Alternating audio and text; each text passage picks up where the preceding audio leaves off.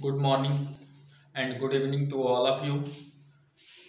आप सभी का मास्टरमाइंड ऑनलाइन क्लासेस में स्वागत है। यदि आप इस चैनल में नए हैं तो प्लीज़ आप ज़्यादा से ज़्यादा इस चैनल को सब्सक्राइब कीजिए और ज़्यादा से ज़्यादा शेयर कीजिए। आज का मेरा टॉपिक है टेंस। टेंस जो एक बहुत ही महत्वपूर्ण है। आजकल आप देख रहे हैं इंग्लिश का बोलबाला हर क्षेत्र में है। अंग्रेजी बोलना लगभग सबके लिए अनिवार्य है, जानना सबके लिए अनिवार्य है। जिस इंग्लिश में सबसे ज़्यादा महत्वपूर्ण टेंस होता है। तो आइए हम टेंस से रिलेटेड जानकारी को हासिल करते हैं।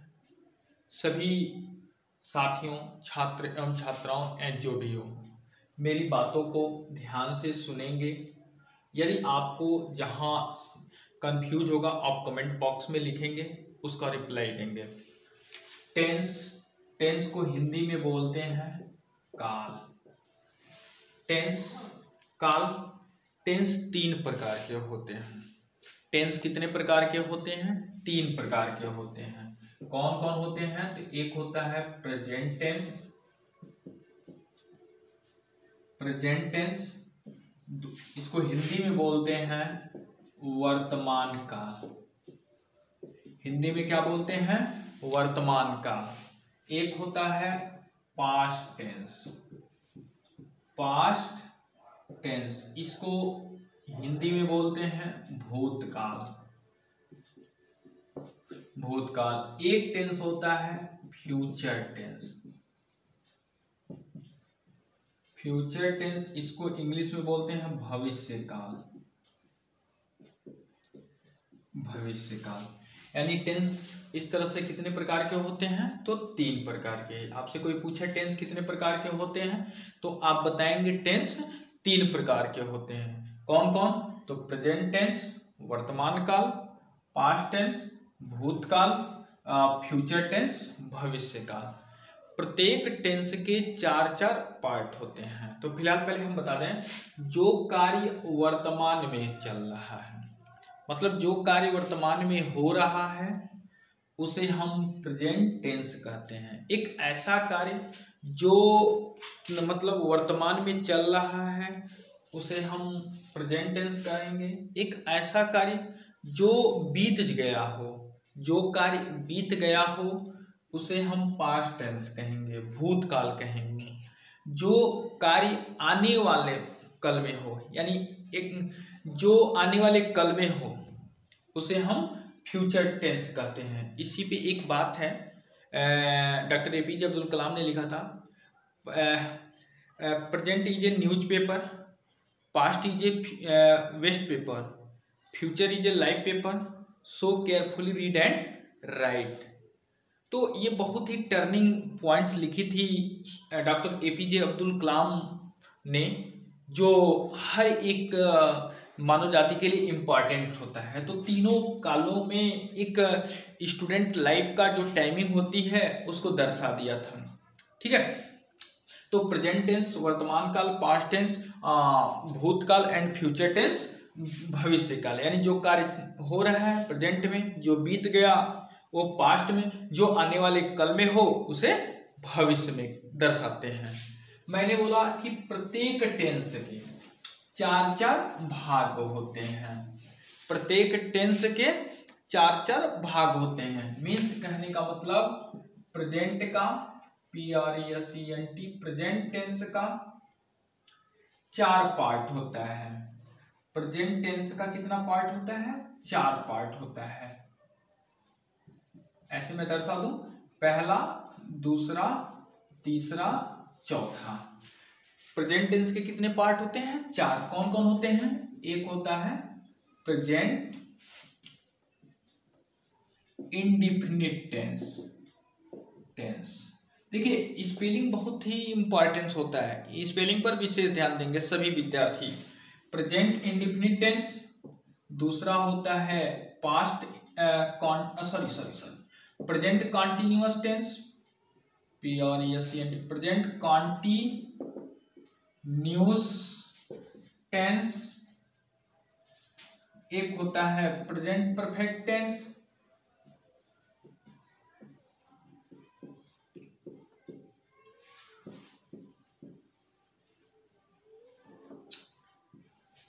एक होता है present perfect continuous, PRESENT present perfect continuous tense. ध्यान दीजिएगा, प्रेजेंट टेंस के कितने पार्ट होते हैं? 4। पूछेंगे कौन कौन, तो बोलेंगे present indefinite tense, present continuous tense, present perfect tense, present perfect continuous tense. ये 4 पार्ट होते हैं। इसी तरह से पास्ट के होते हैं। पास्ट टेंस के कितने पार्ट होते हैं? 4। तो मैं इसी जगह बना दे रहा हूं। आप क्या करेंगे, यहाँ जो प्रेजेंट है ना, यहाँ पे पास्ट कर देंगे। पास्ट टेंस के कितने पार्ट होते हैं? तो 4। बस कुछ करना नहीं है। यहाँ पे जो प्रेजेंट है, इस प्रेजेंट के जगह क्या करना, थोड़ा सा दिमाग लगा लेना है। पास्ट टेंस हम पढ़ रहे हैं ना, तो यहाँ पे कुछ नहीं करना है, यहाँ पे पास्ट पास्ट लगा देना है। Past past past. इस तरह से यदि आपसे कोई पूछे पास्ट टेंस के कितने पार्ट होते हैं, तो आप बताएंगे 4 पार्ट होते हैं। क्या नाम बताएंगे? Past indefinite tense, past continuous tense, past perfect tense, past perfect continuous tense. Spelling clear कर लेंगे। अब यदि कोई पूछे, इसी प्रकार से फ्यूचर टेंस के 4 पार्ट होते हैं। कुछ करना नहीं है, मैथमेटिक दिमाग लगाना है। यहाँ पे क्या करना है, फ्यूचर, फ्यूचर लिख देना है। और यहाँ जो पास्ट है ना, यहाँ पे क्या कर दीजिएगा आप लोग, फ्यूचर लगा दीजिएगा, या FUTURE, आप फ्यूचर फ्यूचर लिख दीजिए।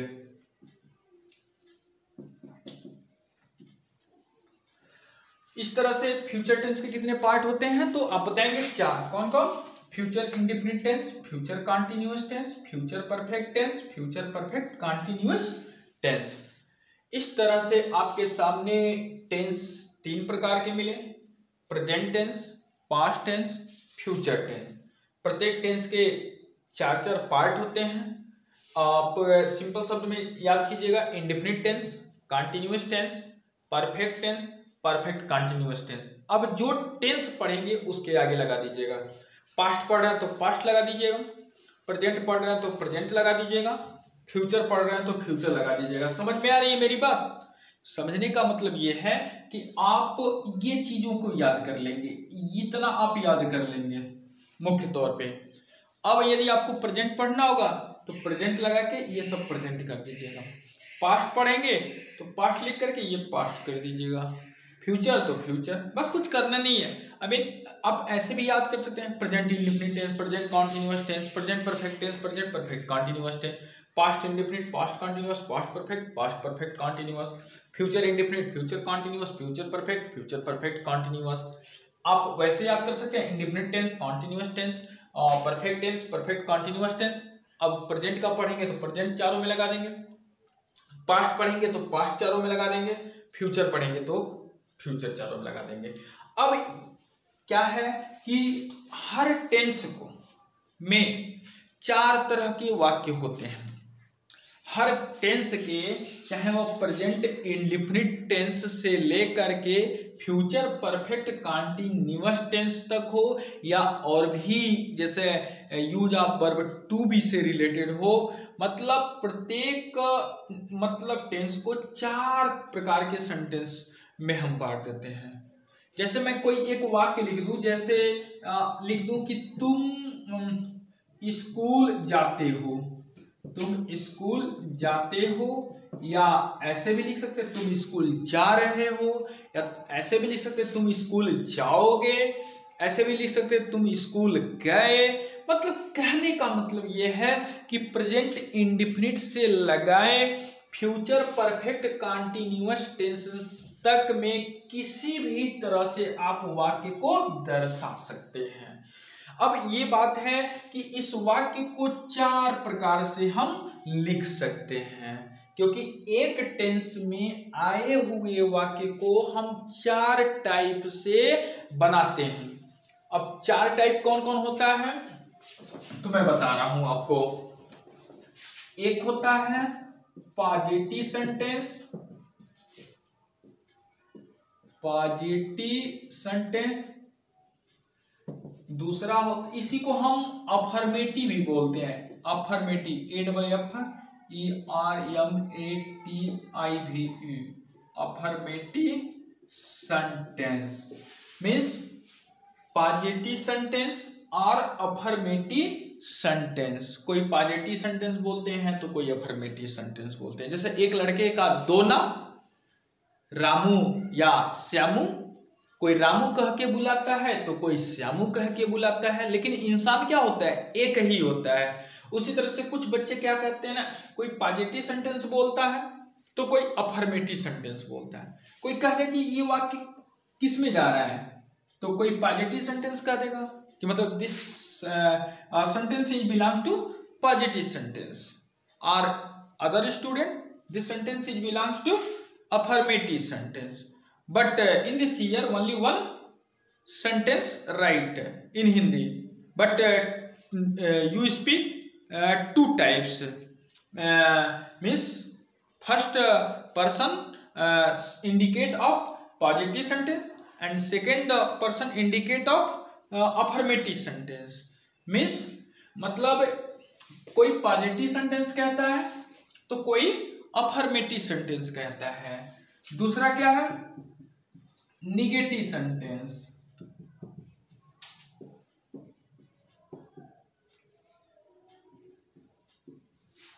तीसरा क्या है, इंट्रोगेटिव सेंटेंस।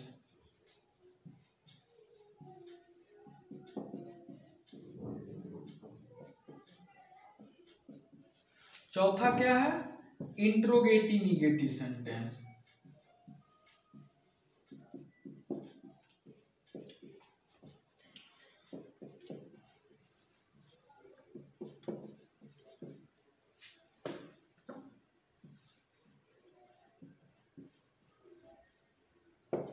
देखिएगा इंट्रोगेटिव निगेटिव सेंटेंस। अब आप से कोई पूछे सेंटेंस कितने प्रकार के होते हैं तो आप बताएंगे चार, पॉजिटिव सेंटेंस और affirmative sentence, negative sentence, interrogative sentence, interrogative negative sentence. अब यहाँ ध्यान दीजिएगा, सेंटेंस चूंकि तीन टाइप के होते हैं।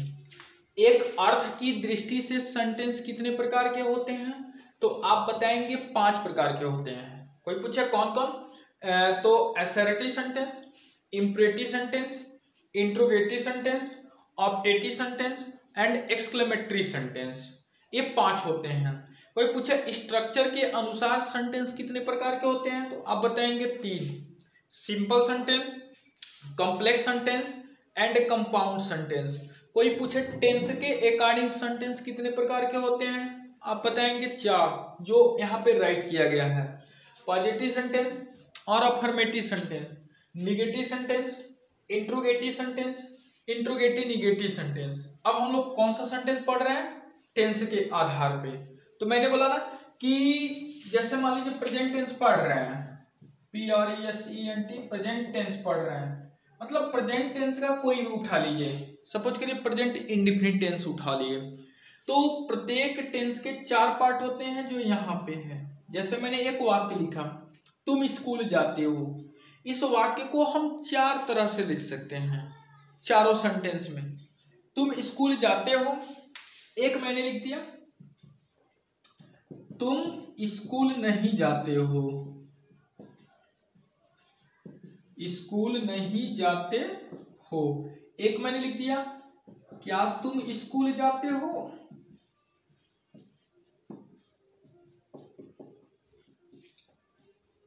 एक मैंने लिख दिया, क्या तुम स्कूल नहीं जाते हो, तुम स्कूल क्यों नहीं जाते हो, तुम स्कूल क्यों नहीं जाते हो। ओके, आप यहां पे क्या देख रहे हैं, मीन्स मैंने एक टेंस से रिलेट 4 टाइप से सेंटेंस को लिख दिया। एक पहला जो लिखा वो पॉजिटिव सेंटेंस का है, दूसरा जो मैं लिखा वह निगेटिव सेंटेंस का है, तीसरा जो मैंने लिखा इंट्रोगेटिव सेंटेंस का है, चौथा जो मैंने लिखा वो किसका है, इंट्रोगेटिव निगेटिव सेंटेंस का है, अब आप कोई पूछे कि आखिर में आप कैसे आइडेंटिफाई कर ले रहे हैं कि ये पॉजिटिव का है या निगेटिव का है या इंट्रोगेटिव का या इंट्रोगेटिव का है। जो वाक्य स्वीकारात्मक हो, मीन्स उसमें किसी भी प्रकार का प्रश्न न पूछा जाए, न ही नकारात्मक शब्द आए, तो वह पॉजिटिव सेंटेंस होता है। ऐसा वाक्य जिसमें नहीं आ जाए, बोले तो नकारात्मक शब्द आ जाए, वह निगेटिव सेंटेंस होता है। ऐसा वाक्य जिसमें क्वेश्चन वर्ड आ जाए, प्रश्न सूचक शब्द आ जाए, वह इंट्रोगेटिव सेंटेंस होता है। ऐसा वाक्य जिसमें प्रश्न सूचक शब्द भी आ जाए और नकारात्मक शब्द भी आ जाए, उसे हम इंट्रोगेटिव निगेटिव सेंटेंस कहते हैं। तो आप इस बात को बता सकते हैं। देखिए, सबसे बड़ी चीज होती है कि वाक्य को समझना, रूल को समझना, बनाने के तरीके को समझना, तब आप उस पर स्पीक करना तो बहुत ही इम्पोर्टेंट आपके सामने है। Means that it is the very important tense, because when you speak in English, a lot of helpless by the speaking by the any person, so that it is the very important. So that I am requested to all of student or all of person who is the person listening my online classes, so that this person is the understanding how can you make this translate, because this translate is the very easily, but you learn of this all of rule, means you are not learn of the rule, you cannot make the translate. चलिए बात करते हैं। जैसे मैंने यहाँ लिख दिया 4 तरह के सेंटेंस मैंने लिख दिया, ये सब के सब मैंने प्रेजेंट इंडेफिनिट टेंस लिखा, बट हम अभी इसको बनाएंगे नहीं क्योंकि अभी सब समझाया जा रहा है, स्टेप बाय स्टेप हम आते हैं फिर बनाते हैं। तो आपके सामने मैंने टेंस बता दिया, टेंस कितने प्रकार के होते हैं वो बता दिया, हर टेंस के जो सेंटेंस है वो बता दिया। अब हम स्टार्ट करते हैं टेंस को में जो पहला टेंस होता है। पहला क्या है? Present indefinite tense.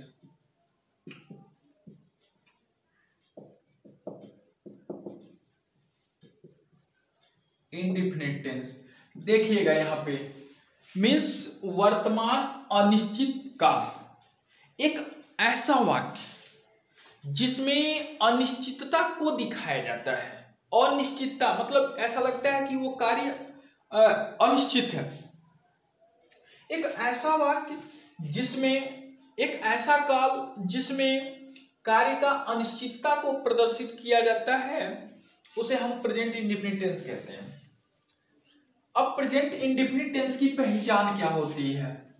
पहचान, आइडेंटिफिकेशन, पहचान क्या होती है? तो आप सुनिए, क्योंकि ठीक है मैं बता रहा हूं, आप सुनेंगे तो आप आराम से राइट कर सकते हैं। ठीक है, पहचान हम इसको लिखते हैं इस टेंस का।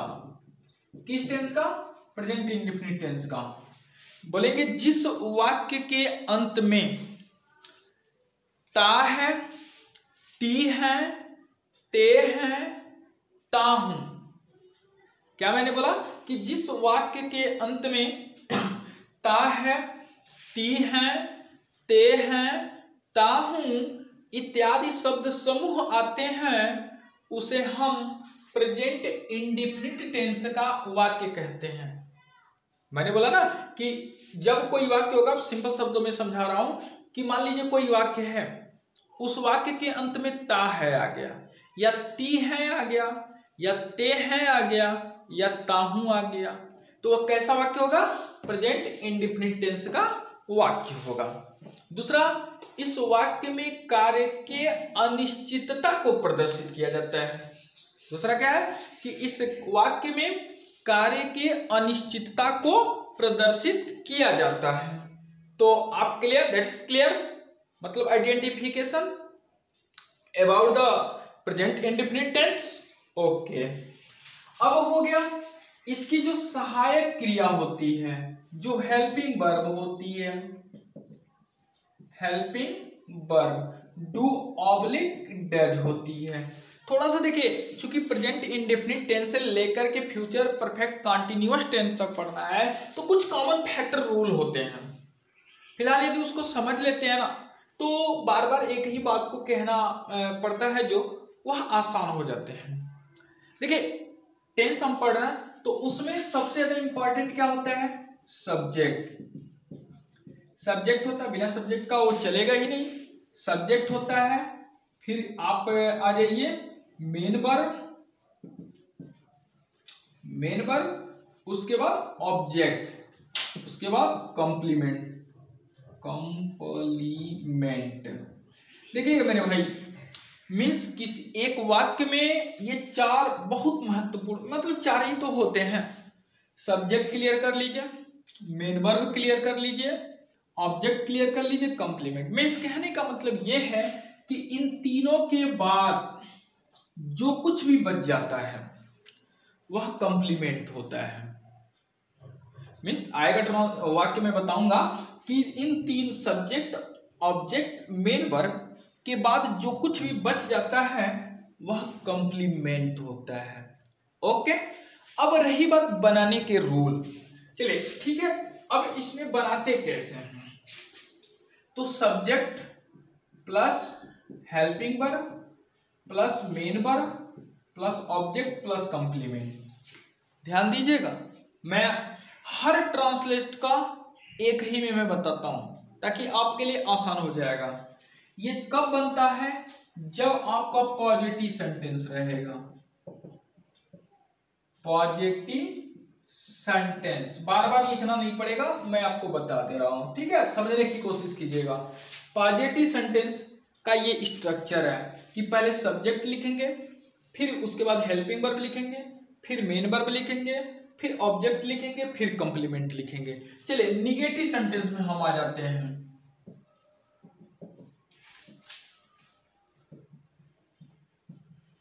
निगेटिव सेंटेंस में क्या होता है? Subject plus helping verb plus not plus main verb plus object plus complement. ये ध्यान दीजिएगा जरूर। अब ये नहीं कि मतलब जैसे लिख दिया वैसे, नियम होते हैं, उस टेंस में जाएंगे, रूल होते हैं। जैसे मेन वर्ब की सेकंड फॉर्म, मेन वर्ब की थर्ड फॉर्म, मेन वर्ब की फर्स्ट फॉर्म, ऐसे होते हैं ना। तो जैसे नॉट की जगह नेवर होता है, तो अब ये कहेंगे सर तुम ये लिख राइट करा दिए, ये तो बिल्कुल गलत हो गया। तो टेंस के अकॉर्डिंग चलना होता है। मतलब मैं एक कॉमन फैक्टर बता रहा हूँ, सब्जेक्ट हेल्पिंग वर्ब। अब नॉट रहेगा कि नेवर रहेगा, अब ये तो मुझे पता नहीं है। अब हेल्पिंग वर्ब रहेगी कि नहीं रहेगी? जैसे प्रेजेंट इंडेफिनिट टेंस के पॉजिटिव सेंटेंस में हेल्पिंग वर्ब होती ही नहीं है। अब आप कहेंगे कि हेल्पिंग वर्ब लिख दिए, गलत हो गया। तो मैं बोला एक शब्द कि टेंस के अकॉर्डिंग हमें चलना पड़ेगा, क्योंकि कुछ रूल होती हैं, उस रूल के अकॉर्डिंग चलना पड़ेगा। लेकिन जो बनाने का स्ट्रक्चर होता है ना, वह इसी टाइप का होता है। चलिए इंट्रोगेटिव में आते हैं।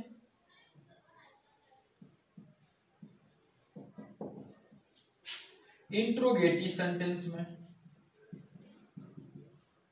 देखिएगा, यहां पे दो टाइप का होता है। दोनों टाइप मैं दर्शा देता हूं।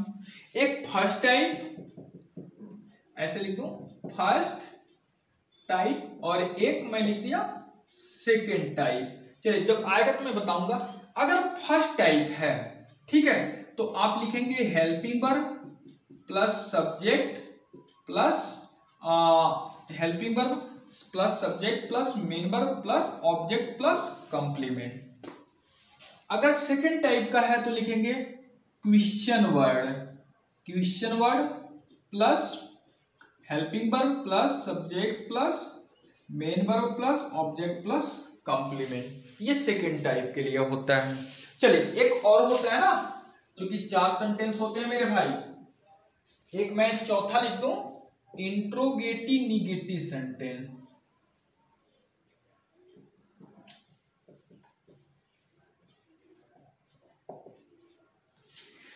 Interrogative negative sentence. अब देखिएगा, इसमें भी दो होता है, क्योंकि जहां इंट्रोगेटिव आ गया तो दो टाइप का बन जाता है।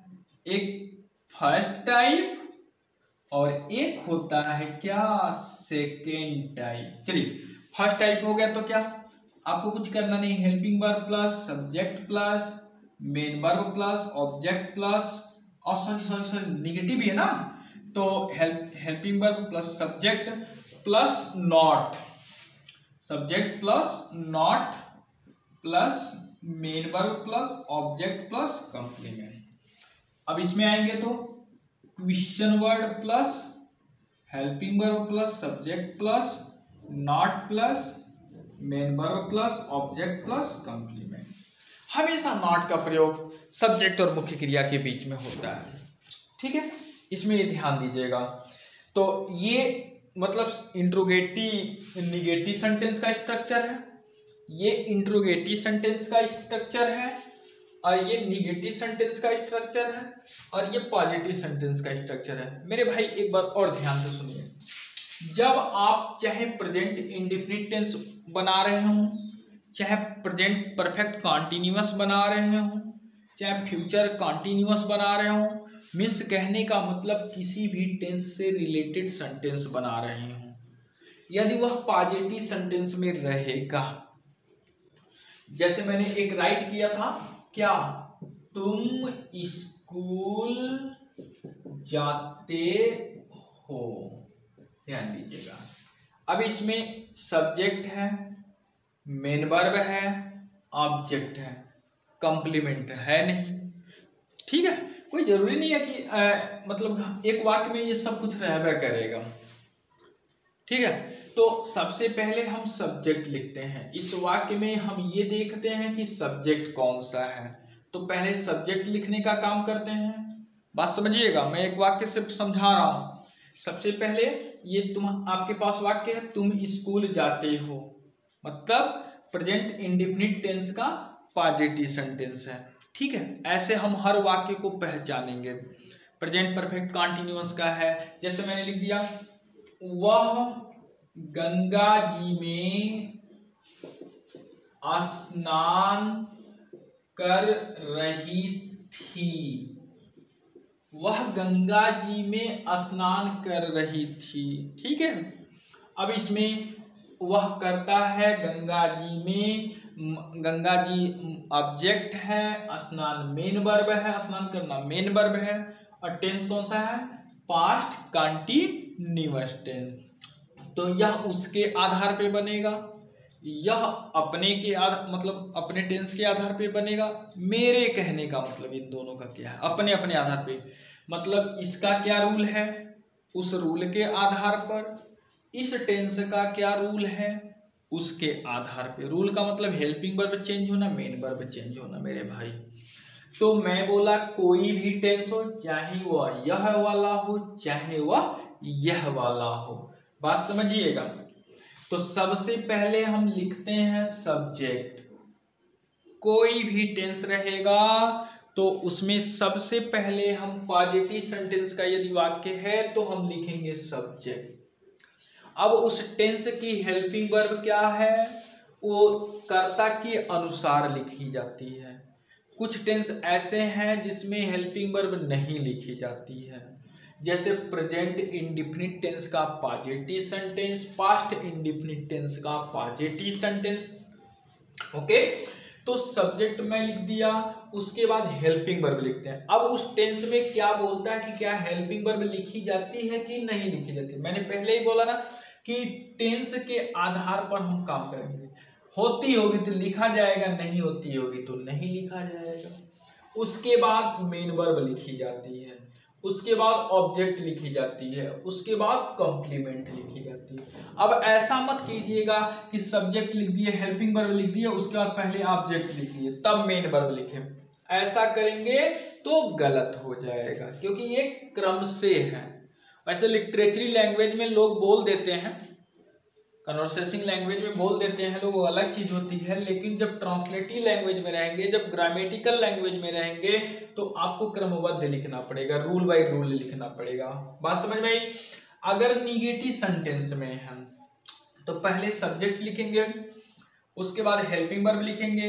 हेल्पिंग वर्ब अब उस टेंस का क्या है वो लिख करके नॉट का प्रयोग करेंगे। एक बात याद रखिएगा, हेल्पिंग वर्ब हमेशा किसके अनुसार लगाई जाती है, कर्ता के अनुसार लगाई जाती है। कोई आपसे पूछे कि हेल्पिंग वर्ब किसके अनुसार लगाई जाती है, तो आप बोलेंगे हेल्पिंग वर्ब कर्ता के अनुसार लगाई जाती है। समझ में आया? तो हेल्पिंग वर्ब लिखेंगे, फिर अब नॉट का प्रयोग कर देंगे। ठीक है, तो नॉट कभी नेवर आ जाता है, कभी नथिंग आ जाता है, तो अब वह डिपेंड करता है कि शब्द कौन सा है। नहीं होगा तो नॉट, कभी नहीं होगा तो नेवर, और कुछ नहीं होगा तो नथिंग।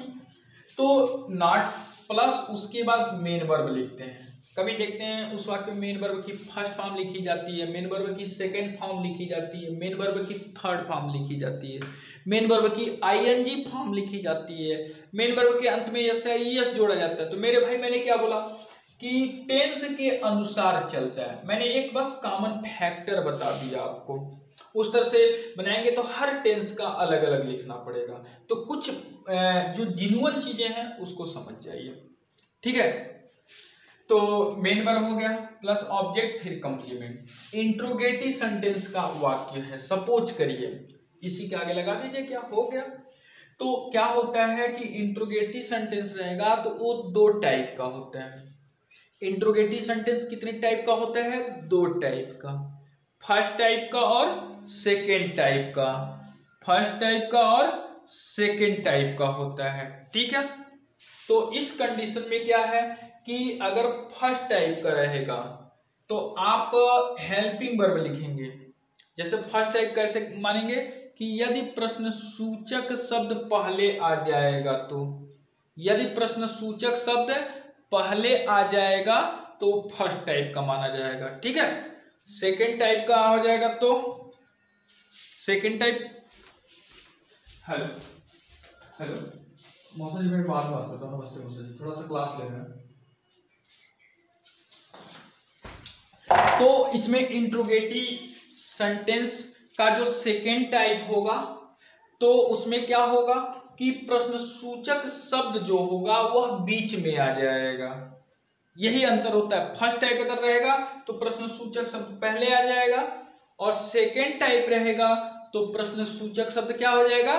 बीच में आ जाएगा। ठीक है, तो फर्स्ट टाइप का यदि रहेगा तो आप क्या करेंगे, वो प्रश्न सूचक शब्द की स्पेलिंग नहीं लिखते हैं। जैसे मान लीजिए क्या आ गया तो व्हाट नहीं लिखेंगे, उसके जगह पर कर्ता के अनुसार सहायक क्रिया लिखते हैं। अब कर्ता के अनुसार सहायक क्रिया टेंस के अकॉर्डिंग होगा, मैं बताऊंगा। तो हेल्पिंग वर्ब लिख दिया, फिर कर्ता लिखते हैं, तब मेन वर्ब लिखते हैं, फिर ऑब्जेक्ट लिखते हैं, फिर कंप्लीमेंट लिखते हैं। ओके, समझ में आई? एक बार और, फर्स्ट टाइप का अगर रहेगा तो आप हेल्पिंग वर्ब लिखेंगे किसके अनुसार? कर्ता के अनुसार। फिर कर्ता ही लिख देंगे, तब मेन वर्ब लिखेंगे, तब ऑब्जेक्ट लिखेंगे, तब कंप्लीमेंट लिखेंगे। यदि वह सेकेंड टाइप का है, मैंने बोला ना कि प्रश्न सूचक शब्द बीच में आ जाए, तो देखिएगा सेकेंड टाइप का रहेगा तो प्रश्न सूचक शब्द जो रहता है उसकी स्पेलिंग लिख देते हैं। अगर क्या है तो व्हाट लिखेंगे, क्यों रहेगा तो वाई, कब रहेगा तो वेयर, सॉरी वेन, कहाँ रहेगा तो वेयर, ऐसे। तो प्रश्न सूचक शब्द की स्पेलिंग लिख देते हैं। ठीक है, उसके बाद जो फर्स्ट टाइप की तरह बनता है सिर्फ उसी टाइप का बन जाता है। फिलहाल मैं बताता हूँ।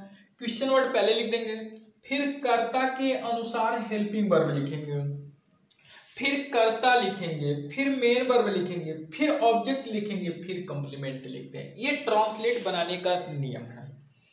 अब इंट्रोगेटिव निगेटिव सेंटेंस में आएंगे, जो चौथा है, उसमें भी दो टाइप का हो जाता है। देखिए मेरे प्यारे भाई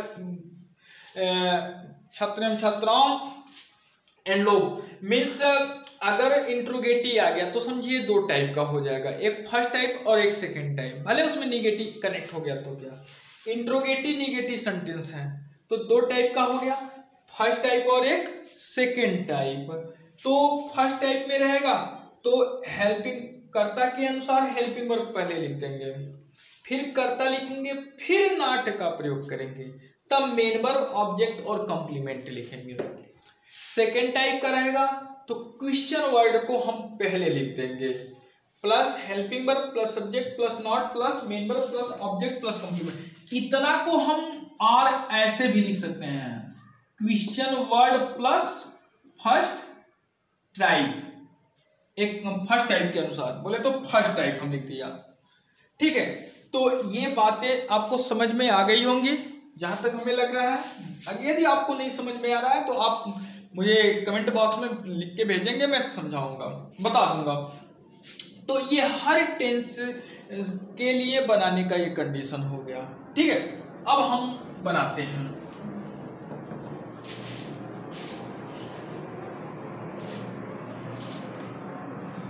चलिए, प्रेजेंट इंडेफिनिट टेंस उठाया था। मैं बोला था कि जिस वाक्य के अंत में ता है, ती है, ते है, ताहूं आते हो तो उसे हम प्रेजेंट इंडेफिनिट टेंस का वाक्य कहते हैं।